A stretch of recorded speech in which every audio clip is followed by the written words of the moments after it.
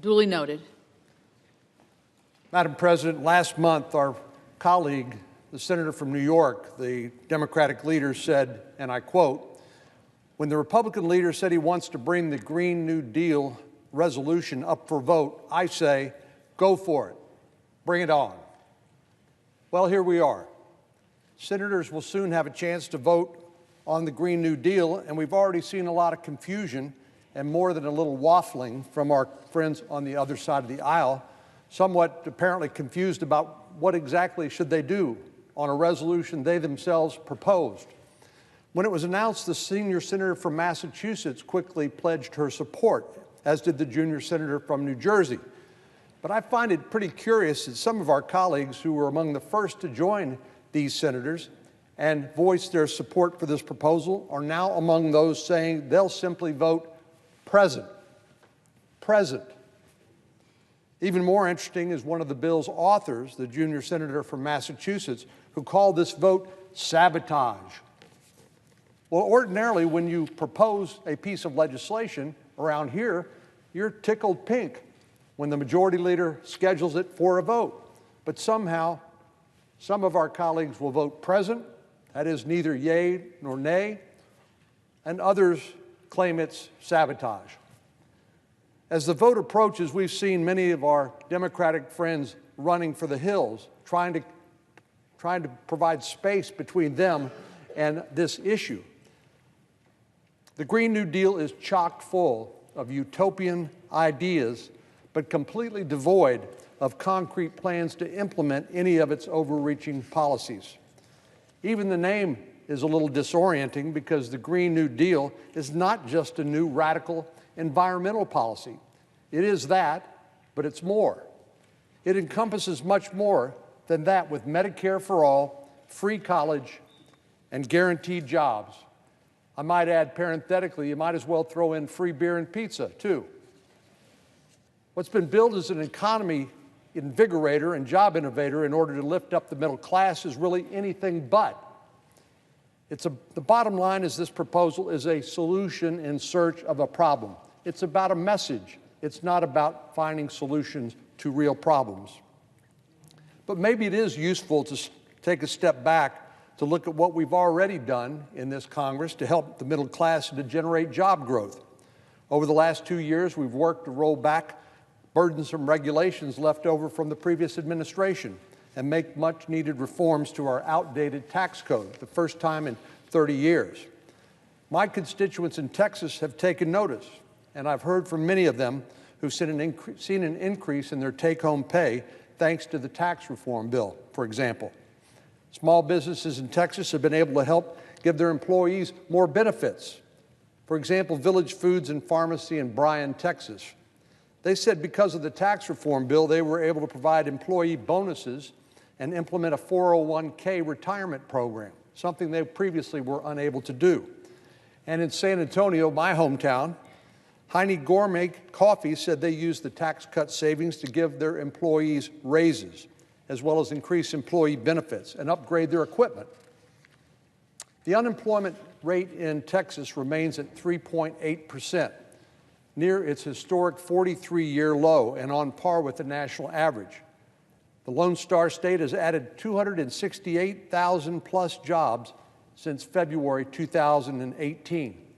And if you go to Midland, Texas, and the Permian Basin, the unemployment rate is 2.1%. Labor's tight. Employers are looking for workers because the economy is booming, and they need good people to fill these unfilled jobs. I think my state is proof positive that when the government gets out of the way, the economy can flourish. And that's why we've seen so many people flooding into Texas to take advantage of the low taxes and abundant job opportunities.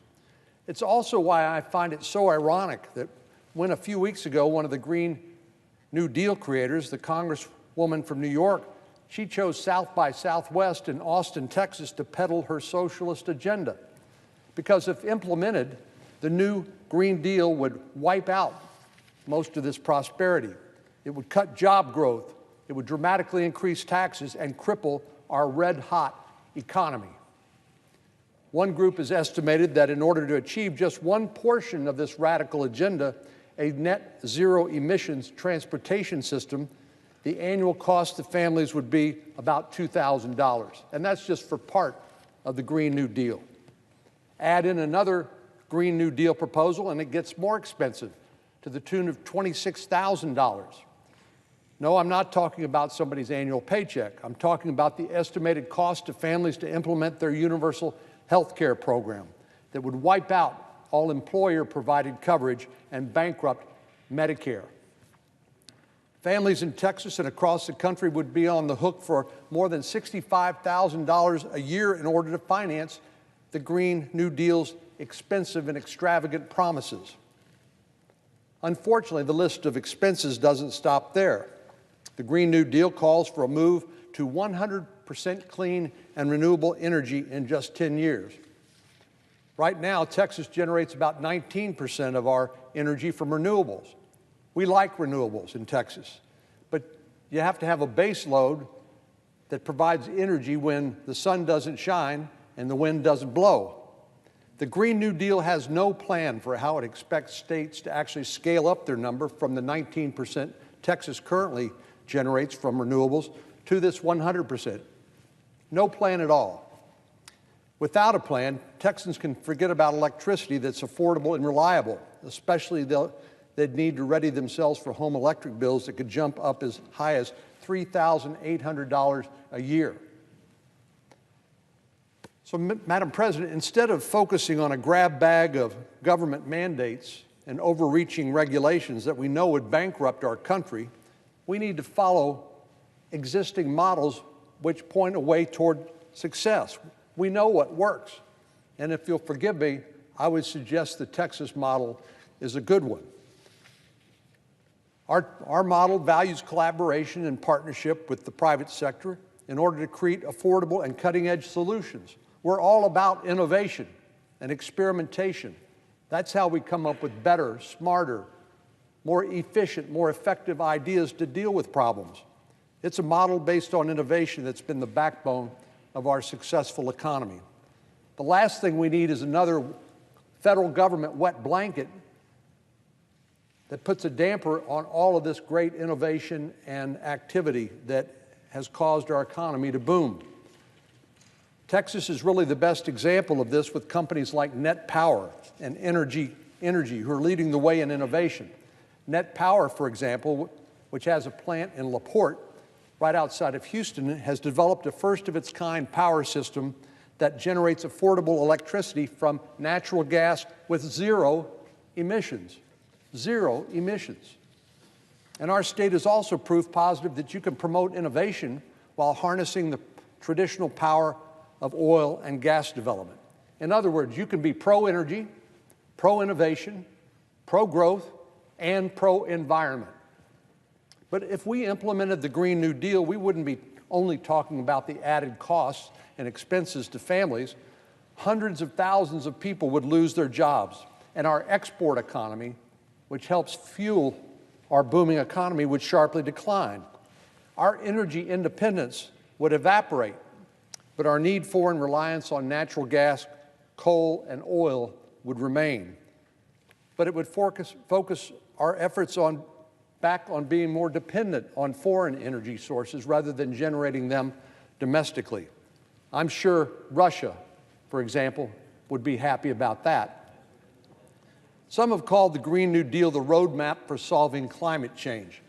But to be a roadmap, you have to have clear points on how to get from point A to point B. You actually need to be clear-eyed about the problem you're trying to solve, and you need details in terms of how you actually hope to get to where you want to go. But this proposal is a pie in the sky, unattainable, in destination with no details of how to arrive there.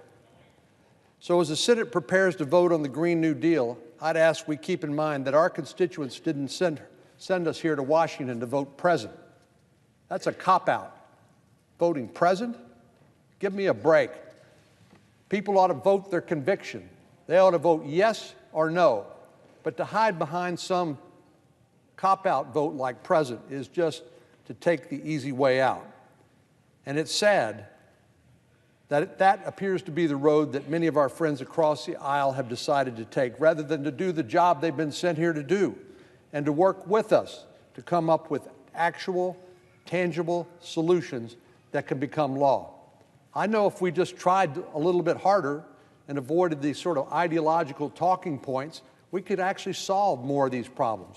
We could remain a strong economy. We could create jobs. We can maintain our energy self-sufficiency here in America, and we can deal with the environmental emissions concerns. We could find solutions to those problems. But one big power grab by the federal government that ruins the economy, bankrupts us, and frankly doesn't really make things better is a bad deal for Texans, and I believe a bad deal for Americans. So, unsurprisingly, I intend to vote no, and I hope my colleagues will join me in doing the same. Madam President, I yield the floor, and I'd note the absence of a quorum. Clerk will call the roll.